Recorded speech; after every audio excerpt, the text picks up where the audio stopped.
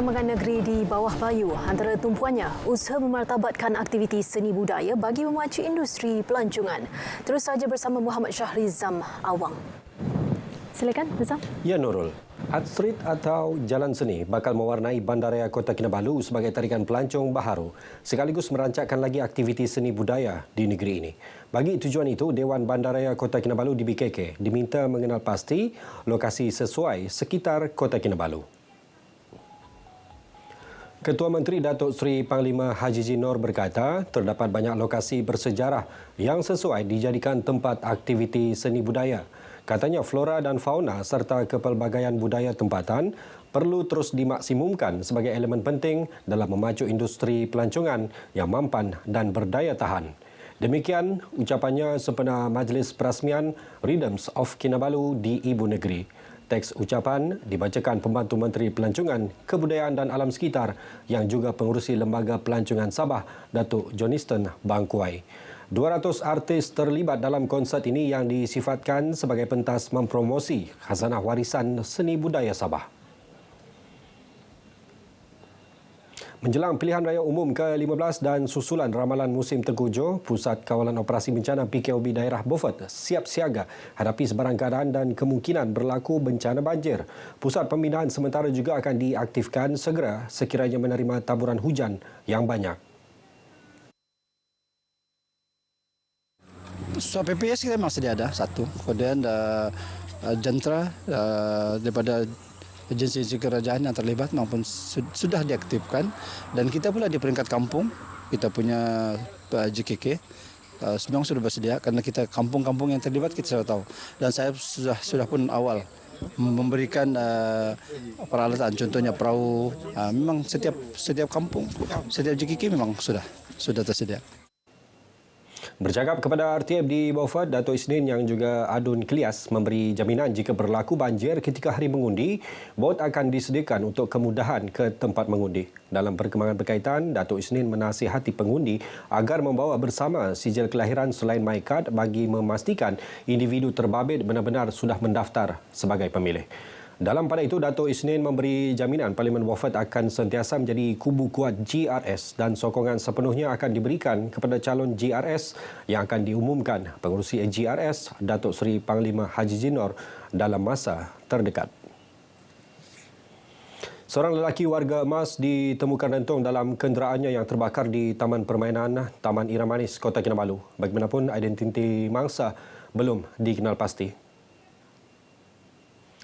Menurut kenyataan Jabatan Bomba dan Penyelamat Malaysia JBPM Sabah, panggilan kecemasan diterima kira-kira 9.21 pagi.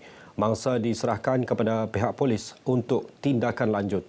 Operasi terkawal pukul 9.27 pagi dan ditamatkan sepenuhnya 12.09 tengah hari.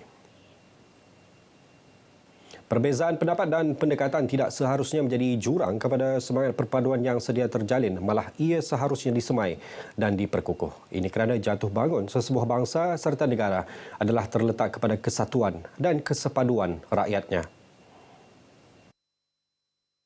Menurut Pembantu Menteri Belia dan Sukan Datuk Andi Muhammad Suryadi Bandi, peristiwa Rasulullah mengadakan perjanjian damai untuk meningkatkan kesefahaman dan memperbarui hubungan berlandaskan prinsip kebenaran serta menghindari kekacauan dan pertembungan kuasa perlu dicontohi pemimpin masa kini.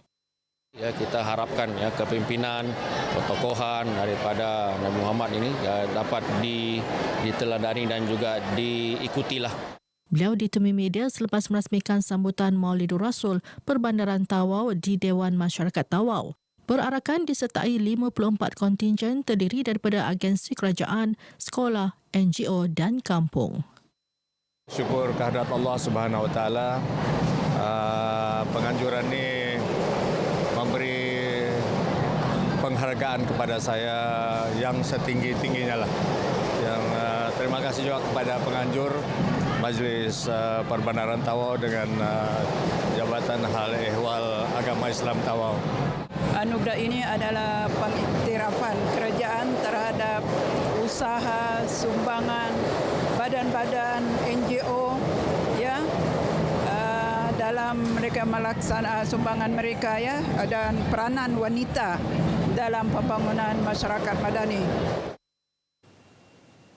Sejarah dan tapak warisan yang ada di Sandakan wajar terus dipelihara dan diperkenal kepada umum, khususnya golongan remaja dan belia. Usaha itu penting agar golongan tersebut mengetahui dan mengenali sejarah yang terdapat di sesuatu kawasan sekaligus mempelajari nilai yang ada. Justru Presiden Majlis Perbandaran Sandakan MPS Benedict Asmat menyifatkan jejak warisan yang diperkenal oleh Pasukan Jejak Warisan Sandakan satu inisiatif terbaik dan bertepatan dalam usaha memaparkan sejarah yang ada di Sandakan. Demikian ucapannya dalam Majlis Pelepasan Plogging Kembara Warisan sempena program Girls Summit Peringkat Antarabangsa 2022 di dataran MPS Sandakan. Teks ucapan dibacakan timbalannya Faridah Giau. Dalam pada itu, Benedict menzahirkan rasa gembira kerana Persatuan Pandu Puteri Malaysia memilih Sandakan sebagai lokasi bagi acara peringkat antarabangsa. Sementara itu, ketika ditemui media, pengerusi Jejak Warisan Sandakan Lai King Hang yakin menerusi program ini dapat memperkenal dan memaparkan sejarah unik Sandakan kepada generasi muda dan masyarakat antarabangsa. Jadi inilah satu objektif Pasukan Jejak Warisan Sandakan. Kita mahu lebih ramai orang muda untuk mengenali sejarah kita sendiri. Itu objektif utama. Selain daripada itu, kita berharap lebih ramai pelancong boleh menikmati tapak-tapak sejarah yang ada. Program hari ini untuk Heritage Trail yang pada hari pertama telah diberi penerangan oleh founder tentang lawatan ke tempat-tempat yang menarik, yang bersejarah dan memandangkan peserta-peserta yang ada yang dekat 300 orang tak pernah ke Sandakan dan ini kali pertama mereka ke sini. So ini memberi satu pendedahan yang baik kepada semua peserta antarabangsa. Lebih 200 peserta terdiri daripada Pandu Puteri dari Malaysia, Cambodia, Maldives, Singapura, Sri Lanka dan Filipina menyertai program plogging kembara ini yang melalui 10 laluan jejak warisan Sandakan. Kolokium Professional Learning Community Peringkat Negeri Sabah merupakan wadah perkongsian pintar antara warga pendidik untuk menyampaikan perkongsian amalan terbaik di sekolah. Menurut Adun Dilanti, Datu Suhaimi Nasir, cabaran globalisasi mendesak warga pendidik mempertingkatkan kompetensi mendidik anak bangsa bermula daripada amalan kolaboratif dalam kalangan warga pendidik di sekolah. Beliau berucap merasmikan Kolokium Professional Learning Community 1.0 Peringkat Negeri Sabah 2022 di Dewan Universiti Malaysia Sabah Kampus Sandakan. Program anjuran Pejabat Pendidikan Daerah PPD Sandakan dengan kerjasama Jabatan Pendidikan Negeri JPN Sabah ini melibatkan 30 pembentang terdiri daripada pengetua, guru besar dan guru seluruh negeri. Baik, sekian paparan dari negeri di bawah Bayu. Teruskan kesetiaan anda bersama RTM, ikuti lebih banyak perkembangan semasa dalam berita wilayah. Kembali bersama di Nurul di Angkasa Puri. Silakan Nurul. Terima kasih Syarizan.